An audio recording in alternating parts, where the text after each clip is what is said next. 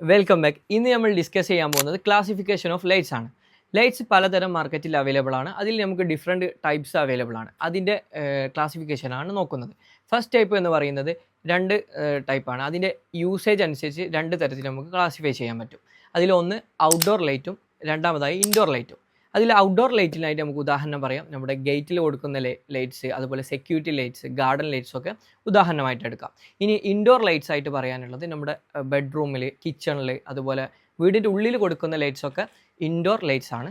അടുത്ത ക്ലാസിഫിക്കേഷൻ വരുന്നത് അതിൻ്റെ സ്ഥാപിക്കൽ അഥവാ അതിൻ്റെ ഇൻസ്റ്റാളേഷൻ അനുസരിച്ചാണ്. അതിൽ ഫസ്റ്റ് വൺ എന്ന് പറയുന്നത് സീലിംഗ് ലൈറ്റ്സ് ആണ്. സീലിംഗ് ലൈറ്റ്സിന് നമുക്ക് ഉദാഹരണമായിട്ട് പെൻഡൻ ലൈറ്റ്സ്, അതുപോലെ റിസസ്ഡ് ലൈറ്റ്സ് ഒക്കെ ഉദാഹരണമായിട്ട്, ചാൻലിയേഴ്സ് ഒക്കെ ഉദാഹരണമായിട്ട് എടുക്കാൻ പറ്റും. അതിൽ രണ്ടാമതായി വാൾ മൗണ്ടഡ് ലൈറ്റ്സ് ആണ്.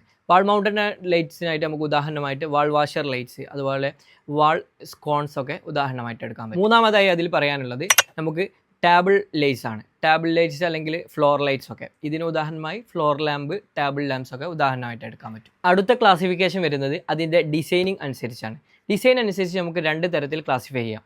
ഒന്നാമതായി ഡെക്കറേറ്റീവ് ലൈറ്റ്സ്. ഡെക്കറേറ്റീവ് ലൈറ്റ്സിന് ഉദാഹരണമായിട്ട് ചാൻലിയേഴ്സ് നമുക്ക് ഉദാഹരണമായിട്ട് എടുക്കാൻ പറ്റും.